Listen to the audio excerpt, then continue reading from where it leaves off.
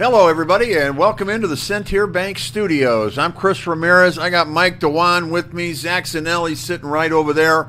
This is Region Football Weekly, episode number 5. We're halfway through the season for half of the teams in the state of Indiana. Welcome in, Mike. Unbelievable. 5 weeks in. Time flies by when you're having fun, as they say.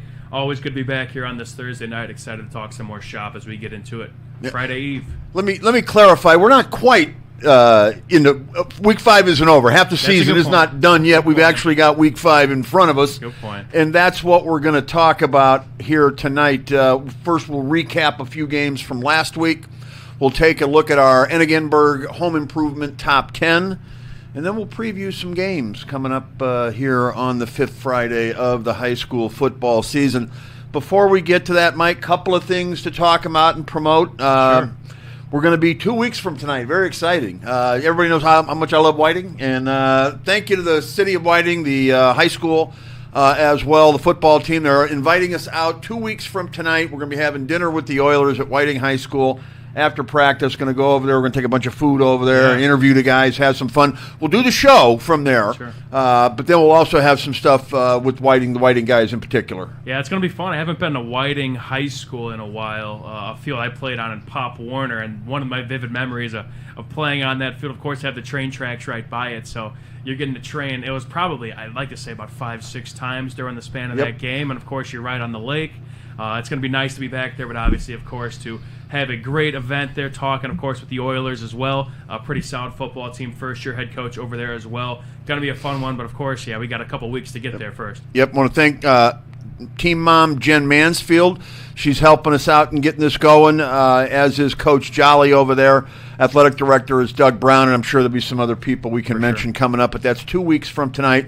We will be in Whiting with the Oilers, dinner with the Oilers, as a matter of fact, and that'll be sponsored by our friends at Notre Dame Federal Credit Union up at 119th and Atchison. That is right there, Mike, at the Whiting and Hammond border right there. Yeah, 119th, right? That's the big street down there. So. Yeah, that's a shame that is no more, but it'll still be fun to be up there, so you guys can join us here on Region Sports for that.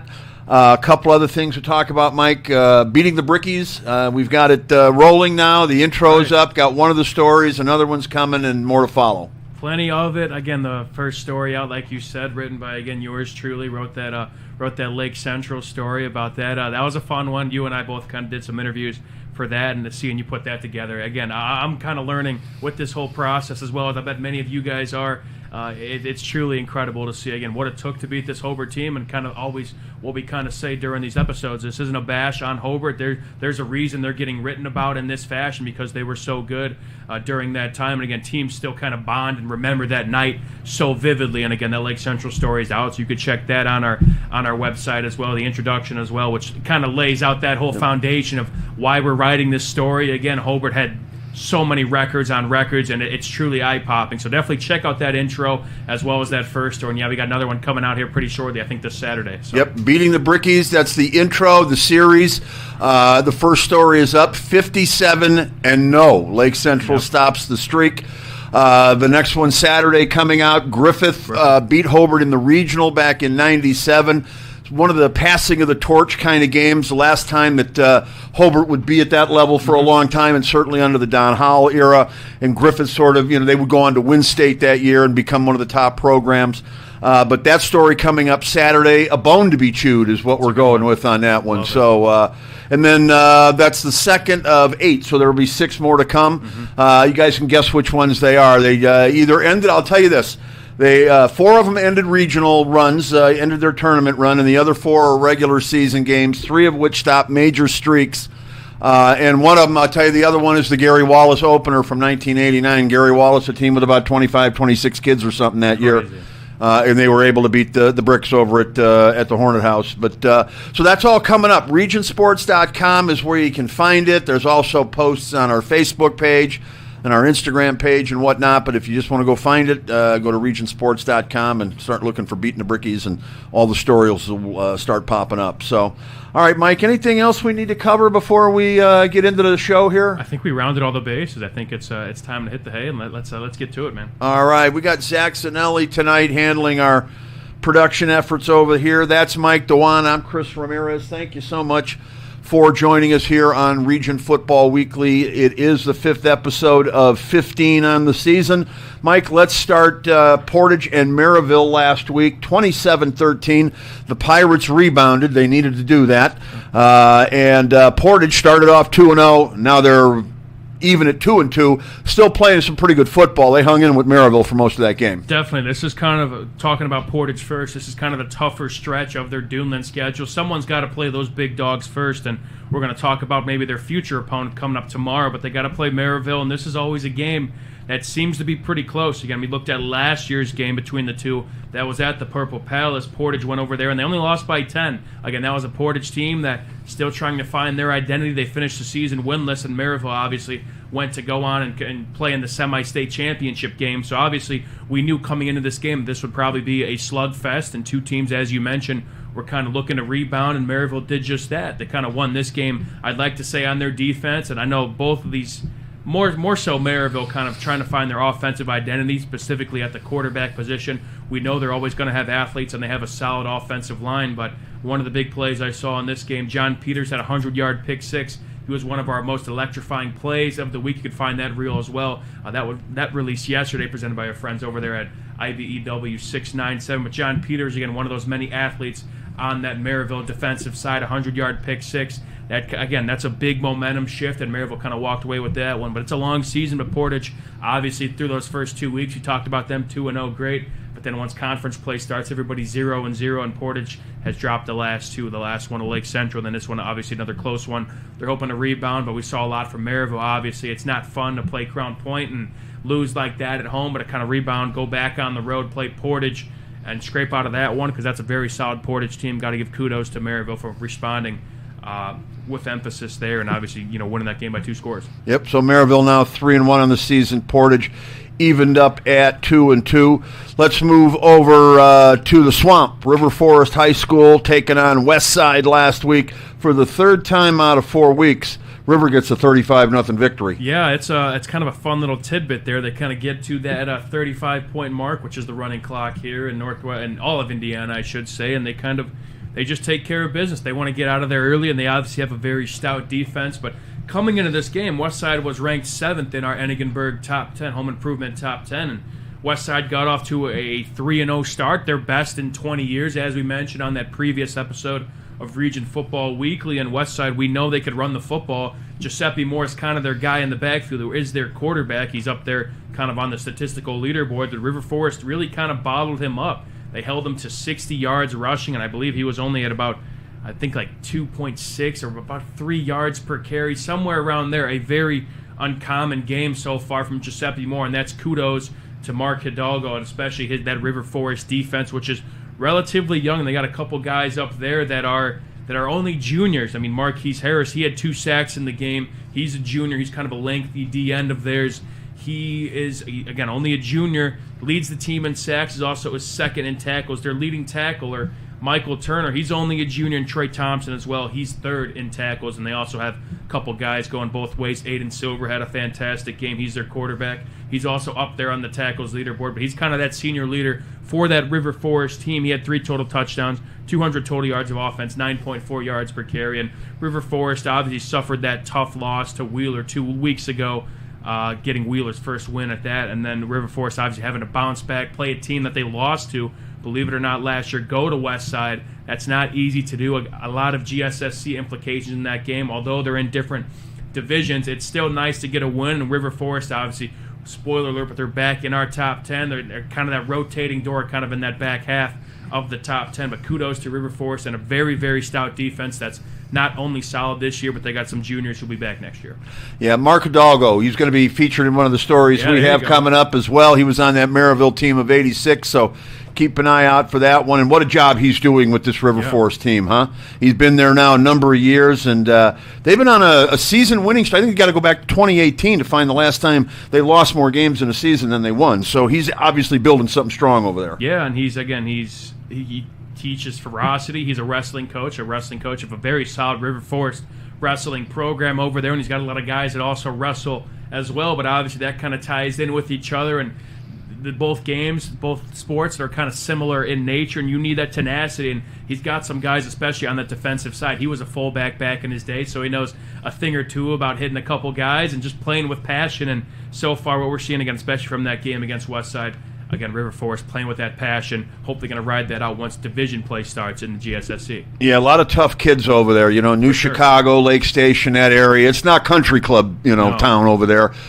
You got to be tough, and those kids are, and they're proving it. Not only, like you said, wrestling, but football as well. Right. So, congratulations to the Ingots on their great start so far, 3-1 on the year. Total team effort too. They were one of the teams Yes. that won the total team effort. That again, doing it kind of all.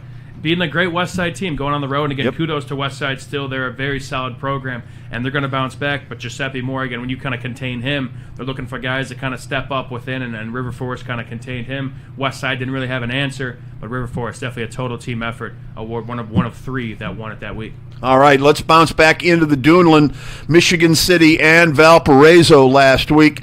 This was a good one. We had it on the Region Sports Network. Michigan City hung around, but Valpo was able to get the win, 20-14. Yeah, kind of a close game between these two. Again, I believe these two teams kind of met, twice last year, and Valparaiso kind of got the job done in both of them. And this was still kind of a closer game. I know City scored late, but offensively, Valparaiso kind of did their job on both sides of the ball. Again, Keldon Hosick, their quarterback, 10 of 18, 173 yards, 2 scores. Julian Stokes and Austin McKenzie, both seniors, had a touchdown each. Hosick, only a junior.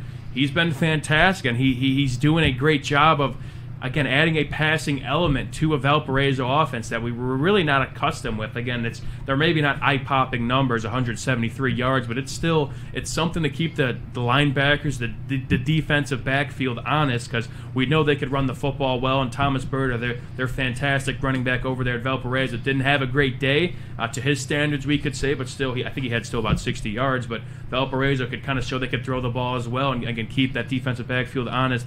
Michigan City still a fantastic defense, a game with two solid defenses, but City, their offense, still trying to kind of find their identity, and that kind of plays into the young Valparaiso defense, who's been playing very well as of late. A lot of guys stepping up. I know they lost a lot of returners from that previous seat, from those fantastic Valparaiso teams from a few years past. But Jacob Moore, 2 interceptions for Valparaiso, and Benjamin Fedorchak, who I believe is only a junior, led the team in tackles that night. Michigan City, they're playing in close games. It's their second loss this season in single digits, and that's not including their Week 1 loss to Warsaw, where they had 3 red zone opportunities and they couldn't score on any of them. So this is a team that's chomping at the bit. They're close in games. We know they're going to be competitive, but can they turn those losses into wins? That's going to be the big question going into. That's what the regular season is for, exactly. Right. Some teams are a little farther advanced when Week 1 starts. Michigan City's that team that's going to grow into who they're going to become. Like you said, those 3 missed opportunities in Week 1, couple of single-digit losses here. They're right there. This is a team that is really, really close. And in the Duneland Conference, playing a team like Valpo, who you mentioned, they might have the secret weapon this year. Those passing numbers aren't eye-popping, but what they can do is they can beat you with the pass now, and that's not something that Valpo you would typically say about them in the past. They were going to play great defense. You knew they were going to be able to run the ball on you. Now they've got that added dynamic of passing. It's going to be interesting to see how far they can go with it. Yeah, again, you don't need to put 8-9 guys in the box. You're not going to expect the run, whether it's 1st and 10, 2nd and 15. They're going to try and maybe throw the ball, and then their offense is expanding. It's a pleasant surprise, to say the least, because, again, they got a new quarterback this year. Justin Clark was their guy under center, as well as kind of replacing the running back position. A couple guys also playing at the next level, but they're doing a great job so far. Again, it's been a Valparaiso team. After Week 1, we were kind of concerned after that high-scoring loss against Penn, and then we saw that first half against Andrean where they're down 21 points. It's what Valparaiso team are we getting this year? Because we haven't seen it in a while. And so far, Bill Marshall and his guys, they just find ways to stay in games and ultimately win them. And, again, they're going to have a nice track record. But they got a big game coming up. But it's, again, a lot of good we're seeing so far from Valparaiso after kind of that Week 1 heartbreaker. Yep. And, Viking Field, what can you say about that place, Mike? Yeah, right. Packed every home game, always some sort of activity or theme going on. Parking lots are full. Kids are coming and going. It is a world of activity over there. It's a lot of fun to be at Viking Field on game night. Yeah, and we're there a lot, and always the hospitality is fantastic. It's always one of the places we like to go, obviously for the atmosphere itself, but also a very hospitable group over there. But obviously a great football team as well, and they're showing every other Friday. But again, Michigan City looking to bounce back. They got a big game coming up as well, and we're going to talk about them probably a little bit later on our top 10 because they're an interesting team, and they're one of those teams, again, spoiler, but they got in our top 10 because me personally, again, I like their kind of track record, the way they play football. They're just, again, a couple games, like we said, single-digit losses. Their record could look so much different. 1-3 is not pretty, but this is a team that's going to grow an offense that's, again, a lot of new faces in some big spots. Michigan City, we think, kind of looking at those teams, especially if they're going to be in the mix with in that lower top 10, we kind of trust their track record moving forward. Yeah, Michigan City's a team, when they look themselves in the mirror, they're 1-3, like you said, but they know how close they are to 3-1. And that's something that the coaching staff over there is going to build on because they have been. It's not 1-3 is a deceiving record for Michigan City. 100%. I mean, you don't really see this often from them, but it's they got the talent in the world over there that you got to put it together, and again, put it together for all 4 quarters. It's a long football game, and again, we trust the kind of track record, what they got going over there. Cody French is a great coach, and kind of they were in the positive trajectory last year, won those close games. This year maybe a little different, but again, it's a long season still. All right, let's move over to the Northwest Crossroads Conference. Hobart and KV last week, 41-23. Hobart pulls away in this one. They even their record at 2-2. A lot of good coming there from Hobart, a team that struggled to really score points kind of in, again, those first 2 games in the Duneland, playing those 2 tough Duneland opponents in Chesterton and Maryville. They scored 9 points in those first 2 games combined. Now they put up 38 and 41 in the next 2 weeks. Again, once conference play starts, that's really all that matters. I'd like to say, of course, you want to beat those Duneland teams in the first 2 weeks, especially being the smaller school in Hobart, but they're kind of, I'd say, tune-up games. Again, you're playing some of the top competition in Northwest Indiana. You're trying to get yourself ready for when the NCC rolls around, which Hobart has done just that. Again, a game against Munster where they, again, they dominated Munster, to say the least, going to Munster and doing that, then coming home against the KV team that's pretty solid. Again, got a great running back in Marco Castro, who's leading the area in rushing yards still, but held them to, again, I want to say just a little bit over 100 yards, forced him to 2 fumbles. Hobart, again, a lot of turnover over there. We kind of mentioned how great that team was in results of kind of those 1-year transfers. Again, Johnny Sorensen was their quarterback. TJ Caldwell Sorensen at Bowling Green. Caldwell now at Valparaiso University. But those are kind of 1-year rentals. A lot of guys need to step up, and we're seeing that so far from Hobart. They're going to be they're a top 10 team now as well, if you haven't seen already. A lot of good coming out there from Eric Schreiber Jr. Again, obviously 0-2 start, not great for Hobart, but bounced back right away. Now 2-0 in the conference and 2-2 on the season. Hobart, a total team effort winner this week in week number 4. So, and want to mention Max Pickett, okay? Max Pickett, running back. I did see that as well when I was looking over the story. Yep. And, we got connection coming up to that. Hobart and Lowell. Max Pickett, of course, plays for Hobart. Sure. His father played for Lowell, was on the 94 team. Pickett did. And that's one of the stories we have coming up, the earthquake on Route 2. So, little interesting connection right there. So he has those running back genetics. Max Pickett, the junior for Hobart, having a fantastic season, but over 200 rushing yards against Kankakee Valley, had 2 scores, and as you mentioned, his pops is a pretty good running back for that Lowell team. Yeah, for those who don't know, number 6, the tradition of number 6 running back at Lowell, that was, I believe, Kirk Kennedy's number in college. Okay. And Mike Pickett. Was it Mike? Which is the dad? Is it Jeff or Mike? I'm sorry. I apologize. I get it confused. My bad. We'll look that up during the break. Sure. But anyway, he was the running back at Lowell. He was the first one to wear number 6 in honor of his coach, and that's kind of how the whole thing started, so I'm told. And all these running backs have been wearing number 6 ever since, and it started with that. So a pretty cool story. Again, the earthquake on Route 2 coming up and beating the Brickies. So, all right, Mike, we're through. We took only 4 games here. We're going to take a timeout, come back. We've got the Enigenberg Home Improvement Top 10 coming up for you right after this on the Region Sports Network, the only game in town. When life keeps you busy and you can't get to the store, shop online with Strachan Van Til To Go. Our to-go service is easy to use. Register using your rewards account information, fill your virtual cart, and choose delivery or pickup. Once your order is in, our own Strachan Van Til team preps your order with care. With our to-go service, you can earn reward points and save time and money with our online coupons and weekly ad prices. Life made simple, shopping made easy. For more information or to sign up, visit shop.strachanvantil.com. Hi, I'm Crowd Company's Lantern Man. For years, I've helped your family and friends save on their car insurance. And now I've returned to rescue you from high prices. Whether you have a perfect driving record or a not-so-perfect record. Follow me me to the Crowell Agency for immediate and affordable coverage. I'm your insurance superhero. Crowell Companies, insurance professionals. Highland, Merrillville, and Michigan City. Thinking about what to do after high school? Consider a career with Boilermakers Local 374. As a Boilermaker apprentice, you'll earn while you learn. We offer excellent wages and benefits, and as part of our no-cost hands-on apprenticeship program, you'll learn from the best in state-of-the-art training centers and on the job. Become a union Boilermaker and get on your way to a great career. Find out more, visit www.local374.org or call 219-845-1000. Old Man Winter is just around the corner, and that means temperatures will soon begin to drop. And a region winter is not the time to be left out in the cold. The professionals at Economy Electric Heating and Cooling can tune up that old furnace or install a new unit that can last for years. Your family deserves to stay comfortable this winter, and with 24/7 emergency service, comfort is just a phone call away. Economy Electric Heating and Cooling, 219-923-4441. Or for more info, the website is forajobdoneright.com.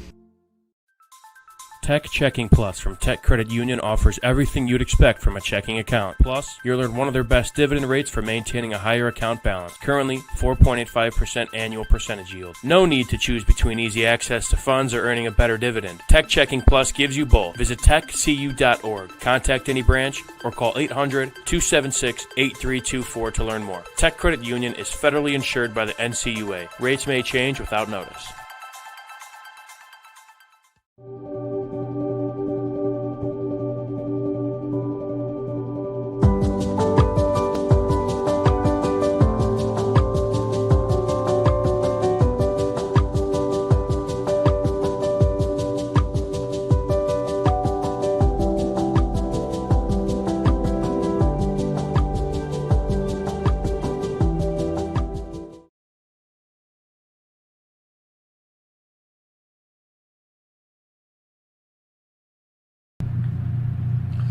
Welcome back into the Centier Bank Studios. This is Region Football Weekly, episode number 5 with Mike Dewan and Zach Sinelli. I am Chris Ramirez. Thank you for joining us here. We've taken a look at some games from last week, Mike. Now we're going to take a look at our Enigenberg Home Improvement Top 10 coming into Week 5. But Enigenberg, they do exteriors. So we'll start there, Mike. We're going to start on the outside with those who are looking in. There are 4 of them this week. Chesterton, Lake Central, West Side, and Hammond Central. Tell us why they're on the outside looking in. So we'll start with Chesterton, who's kind of, I'd say, our first team out, a team that was in our top 10 at one point. They got a big win against LaPorte last week. They got a big kind of prove-it game coming up here that we'll talk about on our last segment. But Chesterton, we know they could run the football. They did just that against LaPorte. Brady McCormick's their quarterback, who's fantastic, as well as Andrew Govia, who's kind of up there for the statistical leaderboards as well. They got 2 rushers over 400 yards. They're not really going to beat you with the pass. They're just going to outman you, and they've shown us that so far. Again, a big game coming up for them shortly. Lake Central, a team that was previously in our top 10. They just ran into that buzzsaw of Crown Point, as most teams have been doing as of late. But Lake Central, still a competitive team nonetheless. Pete Koulianos has a lot to look forward to with that squad. Some younger guys in some big spots that are performing. Lake Central, a team to look out for. They play LaPorte coming up. That's going to be a game to look out for. But Lake Central, again, still trying to be in kind of the middle of that doom, and along with Chesterton and some other teams that we may mention in that conference, they're going to be kind of hanging in that middle, maybe upper echelon. Who's going to kind of be that 4th team outside of that big 3 we will eventually mention. West Side, a team that was up at number 7, a team that got off to a 3-0 start, and River Forest, again, kudos to them, but they lost to River Forest at West Side. Still going to have them in our bubble because they're going to be a team that's going to be probably competitive in their respective side of their division, but they got a big game coming up this week. It's West Side, we're just going to have to see kind of week by week, but we're still kind of giving them one more chance, another prove-it game. I believe they got it might be Boone Grove. No, that's Wheeler. They got a couple tough games coming up, to say the least. The GSSC is very competitive, and what we saw from them last week against River Forest, a little bit alarming. But we're going to have to, dial it back into the bubble. That's why we have it, a chance to kind of prove themselves. It's a new week, and we'll see what they do from here. And then Hammond Central as well got a big win last week. A team that's talented. A team that is, again, they were on the road for their first 4 games of the season, which is really not easy to do. They're going to be at home this week, looking to get back, looking to keep up their winning streak, I should say. Obviously got a win last week, but they could run the football, to say the least. Davian Terry, I believe, is their running back, who I believe is second in the area in rushing yards. He's kind of their bell cow over there, and everything kind of runs through him. But Hammond Central, a team to look out for, finally opening up at home. So that's not easy. Going to go on the road, and I believe they split 2-2. I know they had a couple trips to Indianapolis as well. That is super, super not easy to do. And again, kudos to Adam Hudak and his guys. See what they do. See what they can do from here. All right, let's take a look, Mike, inside the top 10 now. A little bit of change, but not a whole lot this week. So I'll let you run it down here. Go for it. So we'll start at the top here. We got our usual suspects, Crown Point. Not much we could say more about them. A great win against Lake Central. They move on. Again, we're kind of just repetition here with Crown Point. Same could be said about Hanover, who's in our second spot. Opened up the Inferno with a big-time win. Offense looked fantastic. Got to give a shout-out to Tommy Bonner, who I believe set a school record in passing touchdowns for that game with 6. Caden Verrett also had some fantastic plays. He was one of our electrifying plays presented by IBEW 697. Maryville, they're going to come in at our 3 spot. Again, a big bounce-back win. They got the edge over Valparaiso, who those two will eventually do battle in a little bit, but Valparaiso kind of in that mix as well. The big 3 of Crown Point, Maryville, and Valparaiso in the Duneland. Valpo also a big game coming up come tomorrow. Andrean in our 5th spot got the win against Munster. They're looking pretty solid right now. Again, their record could be even so much different if they were able to close that game against Valparaiso, but that's a big if. That's in the past. This is a team that's going to be definitely in the mix for the NCC title, and they got a lot of talent over there, as they always seem to do.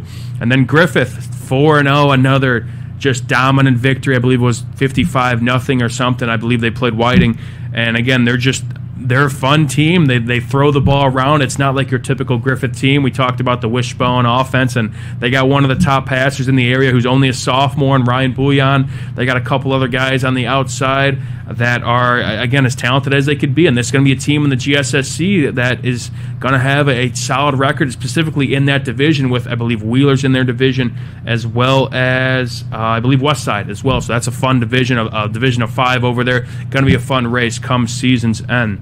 Then we kind of get a little bit of shifting over there. Wheeler, big win against Bishop Knoll, kind of moved up with some teams in front of them losing. Wheeler, a pass-heavy team a little bit, but they could also run the football. Caleb Klimzak had a great game against Bishop Knoll. Bryce Compton's coming, he's just having a fantastic, a little bit of slow start to the season for him, but he's really turned it up in these past few weeks. Tyne Vetical as well. Jaden Ortiz, some more offensive weapons who also play defense. Similar to Griffith, they're going to be a team that's going to be in the mix in their respective division. Then River Forest. This is where we kind of start shifting things around a little bit. River Forest, obviously a big win against Westside, as I said. A very stout but young defense, as well as a senior quarterback in Aiden Silver who could do it all. Again, in that division of 4 over there on that side of the GSSC, they're coming in as the favorites. I believe the big threat and maybe that side of the division is Boone Grove, so that's going to be a fun one to look out for down the line. River Forest, again, with how they're playing defensively, 3 shutouts so far. They could also score the football, as we see. Got to give a kudos to River Forest getting back up here in our top 10, obviously going to Westside. Not easy to do because that's still a very talented team and a program that is always on the come-up. Hobart re-enters itself back in our top 10. They came in, I believe, at the preseason about 8, and again, that 0-2 start, like I mentioned, that's going to dock them down a couple spots, but they kind of battled back up, especially as NCC play started. Now, we didn't give them much improvement after that Munster win. That might have been expected, but then KV, still a very talented team, to come back home and to do very well against this KV team. Again, the defense is playing well. We obviously know they could run the football. Max Pickett over 200 yards on the ground. Alex Tatum, their quarterback, is only getting better. He's only a sophomore, and they got a big game coming up, a big prove-it game, but it's kind of where Hobart's kind of striking when the iron's hot. A couple teams in front of them losing. They find a way back in our top 10 and have a chance to really move up if they get the job done tomorrow night. And finally, the team I wanted to talk about the most, Michigan City. This is a team that gets in with a loss. The second time they've done it this season, but what we kind of figured about Michigan City, again, they're losing these close games, but I kind of like their track record and how their season looks outside between these other kind of Duneland teams that are kind of in that mix with Chesterton and Lake Central. Obviously, they handled their way with Chesterton, who's kind of our first team out, a team that really kind of shut down their rushing attack that I previously mentioned.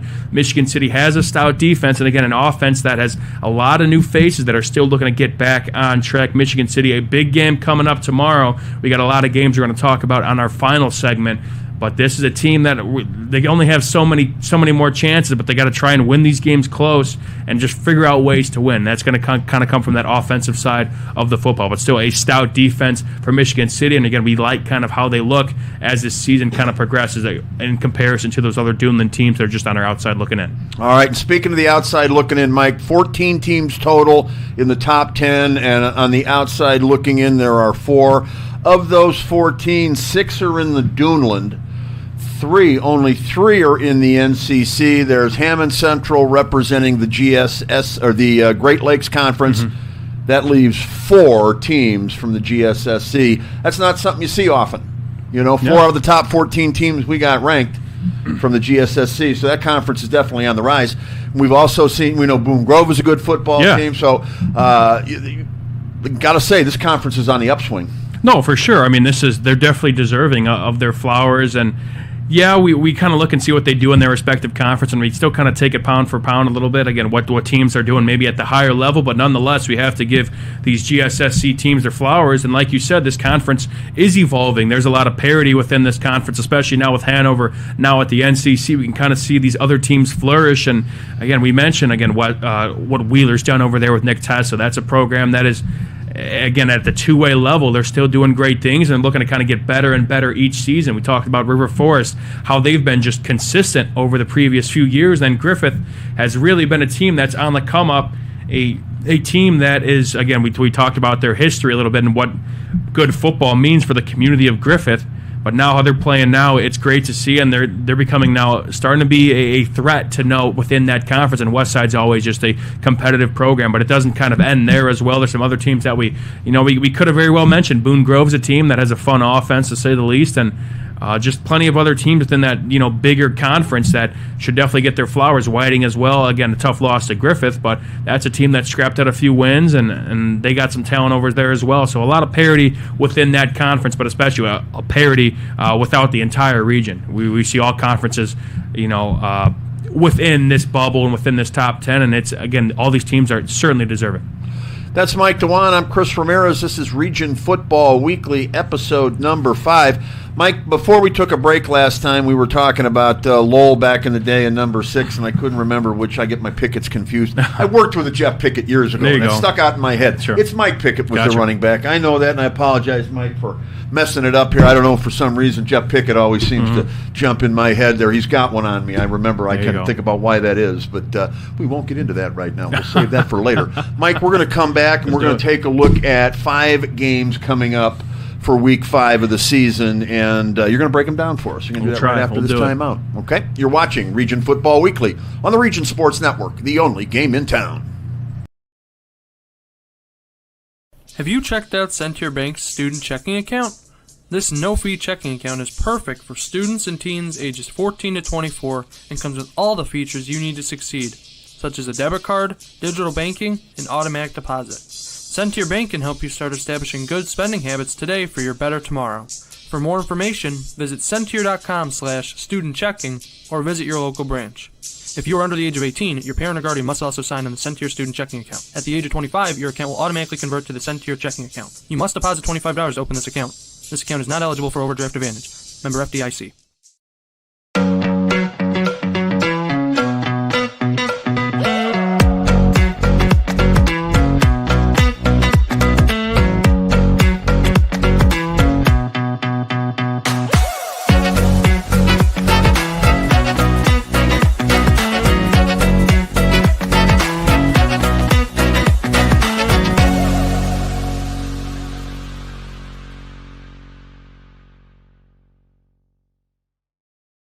Four Seasons Mechanical proudly serves Northwest Indiana, providing quality, reasonably priced, reliable service. With a quality and comfort guarantee, the professionals at Four Seasons Mechanical offer a wide range of services in heating, ventilation, and air conditioning. Whether it's residential or commercial, Four Seasons Mechanical is there 24/7. To find out more, the website is fourseasonsmechanical.com or give them a call at 219-756-7020. Four Seasons Mechanical, your indoor air quality specialists.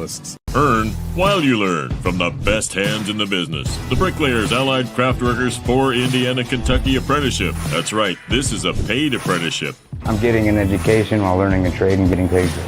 The thing that surprised me the most about this apprenticeship program is the respect I have received after the proper time and training. Classes start soon, so apply now. There are training centers throughout Indiana and Kentucky. We are the Bricklayers and Allied Craftworkers for Indiana, Kentucky Apprenticeship. The best hands in the business. Flip the switch, a light turns on. Press the button, machines and instruments come to life. Touch the screen, communicate with the world. Simple tasks, guaranteed results, every second of every day. That's the power of power.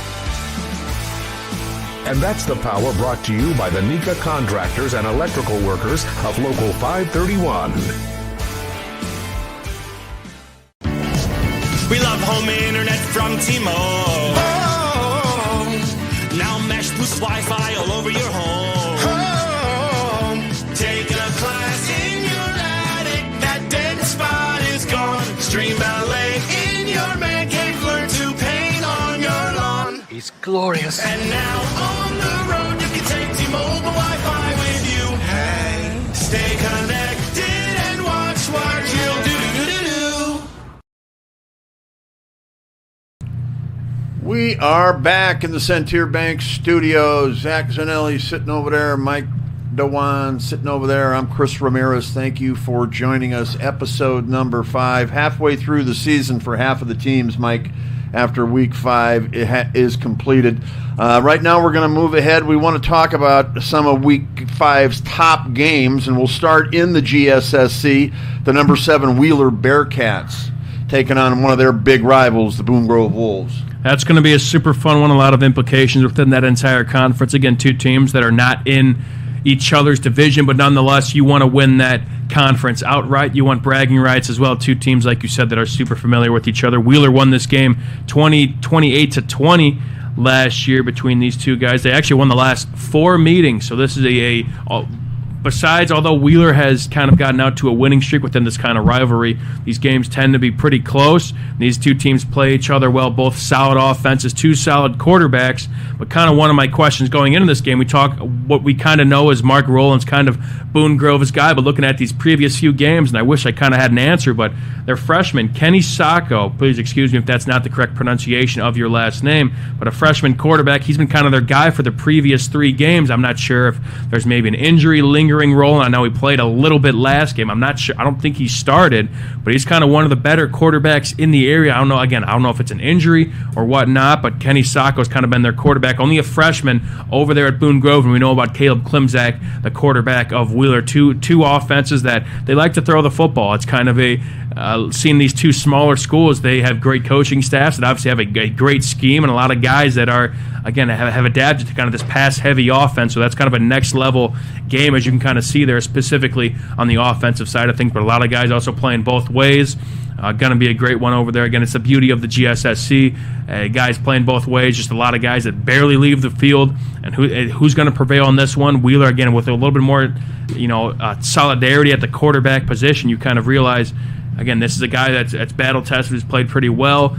I'm interested to see who kind of lines up under center for Boone Grove, but that's going to be a great one nonetheless. My favorite aspect of small school football, you just touched on. You don't leave the field. Kids stay on the field. They play both ways. They play special teams. Yeah. You really find out what kids are made of. Not that you don't at the big level when they go one way, but it's just something special about going 2 ways at the high school level. And in those small schools, you really got no choice most of the time. Yeah, and it just increases the value of the players on the field. You mean so much to some of these programs, and you're really a centerpiece. I mean, these are both 2 programs that, very not much of an identity within Northwest Indiana football, and I believe both these, again, Boone Grove, their first full season with a new field. I want to say Wheeler as well just got a new field. So these are two programs that were kind of minute in the landscape of Northwest Indiana football, and as we kind of see with these new facilities within these two programs, as well as the way these teams are playing, a lot of community trust from the administration, from the school, from everybody within these two football programs, and obviously the talent is there as well on both sidelines. But again, as you mentioned, GSSC football, it's fun to watch, and a lot of high name talent. We're going to keep our eye on that one, and we're going to keep our eye in the GSSC right now. We're going to go to number 6 Griffith, who's traveling to the Swamp this week. They're going to take on number 8 River Forest. Give me your take on this. A top 10 matchup in the GSSC is not something we could really say that quite often, but these are two teams that are well deserving of their top 10 mark. Griffith, we've mentioned, they've just dominated teams so far through these first 4 weeks of the season. This, I believe, their first 4-0 start since the Russ Radke era. I want to say 2006 was their last 4-0 start. I believe they started 5-0 that year as well, which would be the first time since then as well. If they were to reach that mark, they got to cross River Forest first, which is, in my opinion, might be their hardest matchup, at least of the season coming up to this point. We mentioned River Forest defense that has a lot of senior leadership, but they're still quite young. Their top production comes from specifically that junior class, and Mark Hidalgo, of course, a great defensive-minded coach, just a tenacious guy that, again, knows what to expect from his players, and they seem to kind of come through. River Forest, I think kind of the main concern for them with Griffith is it's still fantastic defense. They've pitched, I believe, 3 shutouts so far. They've only given up points in 1 game so far. River Forest, I think the big matchup is kind of scoring the football. We kind of saw in that Wheeler matchup, they struggled to kind of move the ball. Wheeler, they did a great job. This was, I believe, 2 weeks ago, and Wheeler, they have a pretty stout defense, but Griffith just as stout. River Forest had a couple red zone opportunities, gotta convert, especially against a Griffith team who knows how to score some points. But two very solid head coaches as well. Phil Mason of Griffith, obviously one of the best up here, and Mark Hidalgo has done great things with that program. But another one, this conference, again, a lot of guys playing 2 ways. Going to be a fun one, a slugfest over at the Swamp. So give me the meat of the matter here. Yeah. Better Beef of Indiana, our sponsor on this. They want to know what's going to be the difference in this top 10 matchup. The meat of the matter, Mike. What's it going to be? So, like I said, the key matchup, I got to go with that River Forest offense and the Griffith defense. River Forest is an offense that, I'll put it to you straight, they like to run the football a little bit, and they like to get the ball in Aiden Silver's hands. Now, he could throw the football, but he is very dynamic as a runner, and they understand that. A lot of QB draws, a lot of mixed direction with him, whatever they can to get him out in space and make some plays. So I think the big matchup there is, again, how things look on that side of the ball. I mean, the same could be said, sure, with that River Forest defense and the Griffith offense, but I think River Forest, they got to put some points up on the board, at least try and.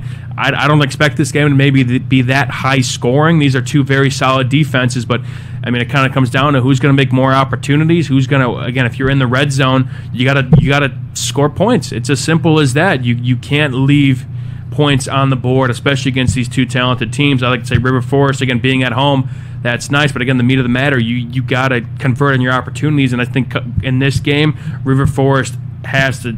I think they might have less opportunities the way Griffith is playing right now. So if that's the case, you got to convert when the time comes. So do you see this being more as a 14-13 type game or 31-30 type game?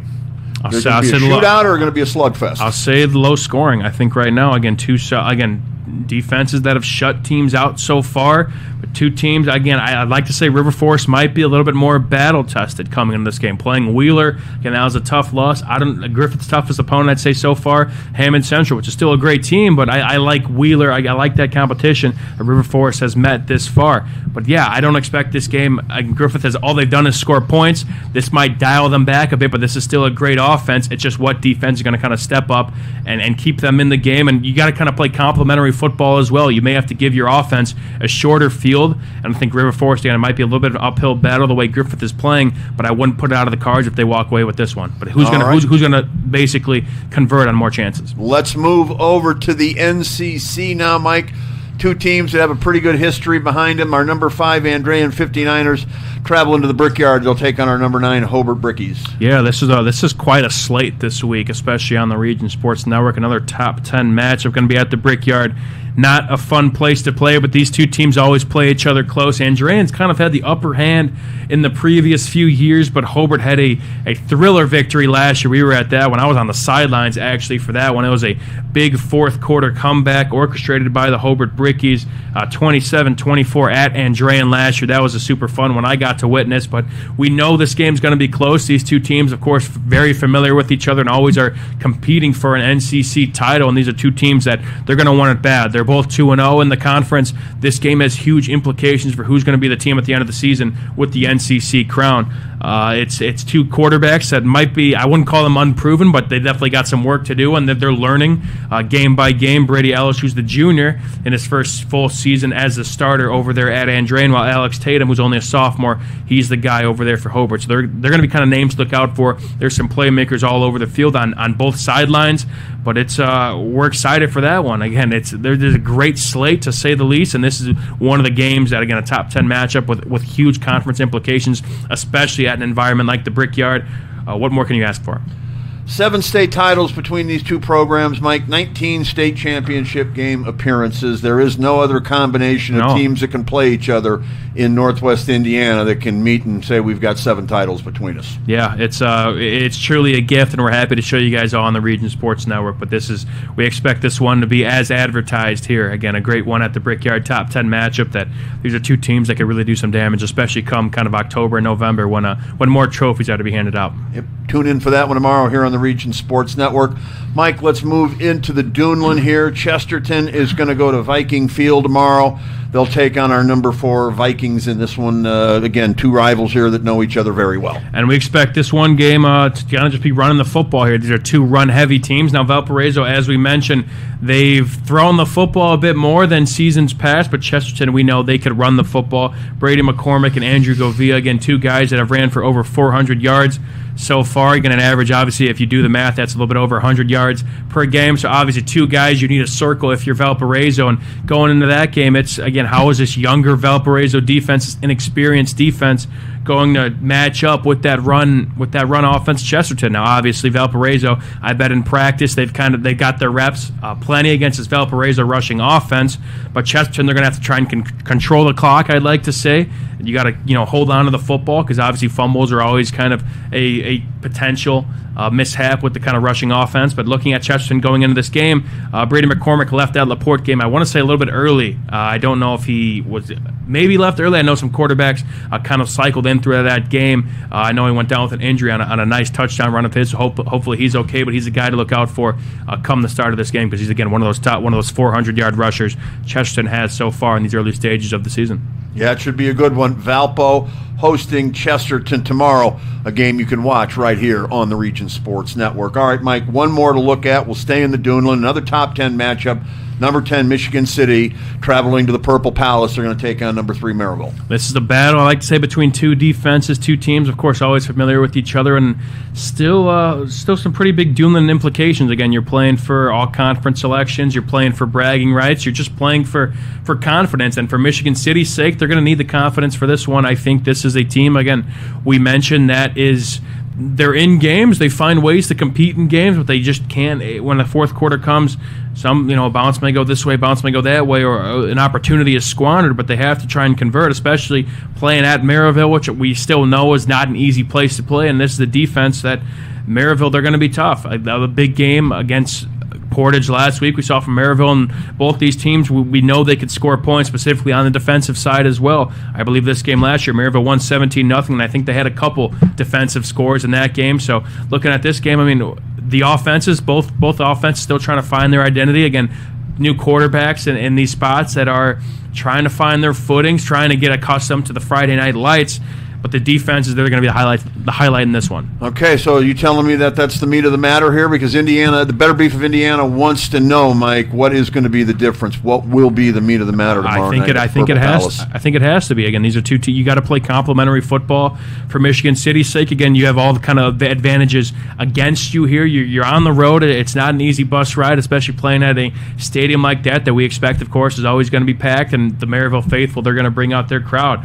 So you have to kind of set your offense up that is still, we talked about, there's squandered opportunities and turnovers and whatnot, and you have to set them up with short fields, try and get you some quick points, whether that's 3, whether that's 6 plus 1. It's you have to find ways to get your guys right and get your guys in proper positions, especially playing a Maryville team. Now, the same could be said about Maryville. We know that they scored some points last year against Portage on the defensive side, and the offense, of course, you always appreciate that. But Maryville playing at home, I like to say they have the upper hand here, and obviously they showed showed a great bounce-back win last week with Michigan City. You have some stars on the defensive side. You just got to make more plays and set your offense up. I think they might have the better offensive unit, but the defense, that's going to be tough.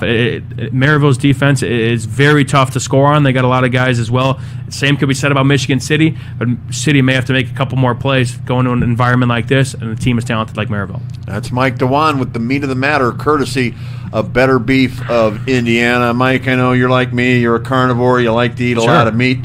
Indiana, Better Beef of Indiana is a sponsor of us, and we'd like you guys to, if you're like Mike and I, if you're a carnivore and like to eat the red meat and grill it and smoke it and all of that stuff, do us a favor and look up our friends at Better Beef of Indiana. I tell you what, I've been with them 2 years, Mike, and I'm not disappointed. Now, I know you've tried it a couple of times. It's better than your average beef. I'll say that much for it. It's good for carnivores like us, like you were saying. So definitely give them a check out for sure. Very well said. All right. Well, I think we're done, Mike. You got anything else for Week 5 here you want to tell the people? Again, a great slate of games. Again, catch all the action coming tomorrow. We see that ticker maybe at the bottom of your screen. But we have 3 shows for you tomorrow as well. We got the Tech Tailgate Show presented by Tech Credit Union. I believe you'll be around, as well as the great Andrew Mild for that, the Host Connections halftime report, as well as the RSN wrap-up show. So we got a full slate of games for you tomorrow, as well as those 3 shows, as well as our hometown scoreboard presented by Strack and Van Til. That's going to be the rotating scoreboard without the live updates going into those games. Plenty to look out for. Again, a great slate of games, as we mentioned. There's plenty to note. We talked about, of course, those top games, but on that ticker at the bottom, you'll kind of see the full schedule as well. But again, we're super excited. Just like that, 5 weeks, going to be concluded after tomorrow night. Crazy.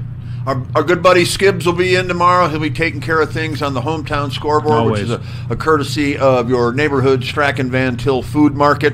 We'll have one going during the games. It'll be updating constantly, and then once that's over, we'll have the final scoreboard for you as well. You can find that on Facebook, YouTube, and our Instagram pages. So, all right, Mike, Week 5 goes quick. So, have a good one tomorrow night, yes, sir. And we will see you back here for the Region Football Wrap-Up. So that's going to do it from the Centier Bank Studios for Region Football Weekly number 5.